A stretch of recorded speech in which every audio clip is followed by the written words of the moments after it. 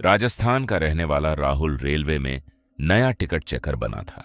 उसकी पहली पोस्टिंग हुई थी बिहार के जंगलों के बीच बने एक छोटे से स्टेशन पर। उस स्टेशन का नाम था कालीपुर हॉल्ट। स्टेशन इतना सुनसान था कि वहां दिन में भी ज्यादा लोग नहीं आते थे। रात में तो पूरा स्टेशन बिल्कुल खाली हो जाता था। राहुल एक पुरानी ऑटो में बैठकर स्टेशन पहुंचा।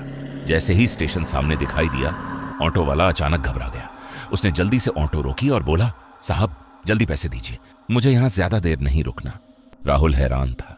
किराया 80 रुपये था, लेकिन उसके पास सिर्फ 100 का नोट था। राहुल कुछ बोलता, उससे पहले ही ऑटो वाला नोट छीन कर वहां से तेजी से भाग गया। राहुल को उसका डर थोड़ा अजीब लगा, लेकिन उसने ध्यान नहीं दिया। स्टेशन के अंदर सिर्फ एक बूढ़ा सफाई कर्मचारी था। वो चुपचाप झाड़ू लगा रहा था। राहुल उसके पास गया तो बूढ़ा मुस्कुराया, लेकिन उसकी आंखें बहुत डरी हुई लग रही थीं। उसने राहुल को छोटा सा ऑफिस और टिकट खिड़की दिखाई। पूरा स्टेशन खाली था। तभी राहुल ने हंसते हुए पूछा, यहां रात में कोई आता भी है क्या? बूढ़ा कुछ सेकंड चुप रहा, फिर धीरे से बोला, लोग कम आते हैं साहब, लेकिन वो रोज आती है।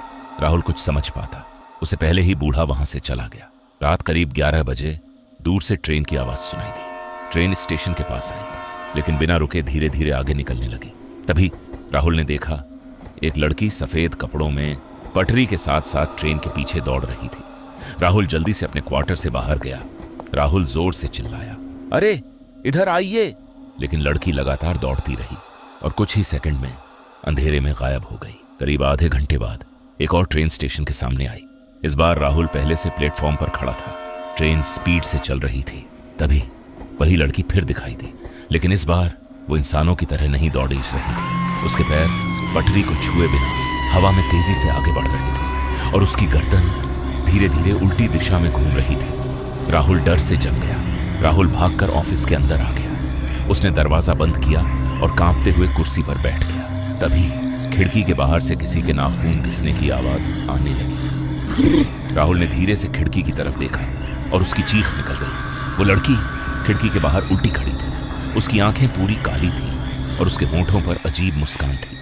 तभी उसे लड़की ने बेहद भारी आवाज में कहा, मेरी ट्रेन अभी तक नहीं रुकी। अचानक पूरे स्टेशन की लाइट चली गई। राहुल डर के मारे पीछे वाले दरवाजे से भाग गया। वो लगातार जंगल वाले रास्ते पर दौड़ता रहा। करीब 1 किलोमीटर दूर उसे एक चाय वाला मिला। राहुल ने कांपते हुए पूरी बात बताई। चाय वाला कुछ सेकंड चुप रहा, फिर बोला, 20 साल पहले इसी स्टेशन पर एक लड़की अपनी मां से मिलने जा रही थी।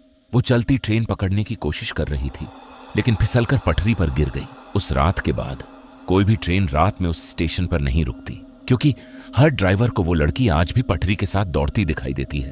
अगली सुबह राहुल ने तुरंत ट्रांसफर की अर्जी दे दी, लेकिन जाने से पहले उसने स्टेशन के पुराने रिकॉर्ड चेक किए और वहां जो फोटो लगी थी उसे देखकर उसके होश उड़ गए। फोटो में वही लड़की खड़ी थी, लेकिन सबसे डरावनी बात यह थी, उस फोटो के नीचे तारीख लिखी थी, मृत्यु 1986, और फोटो के कांच पर ताजा उंगलियों के निशान बने हुए थे, जैसे कोई अभी अभी उसे छू कर गया हो।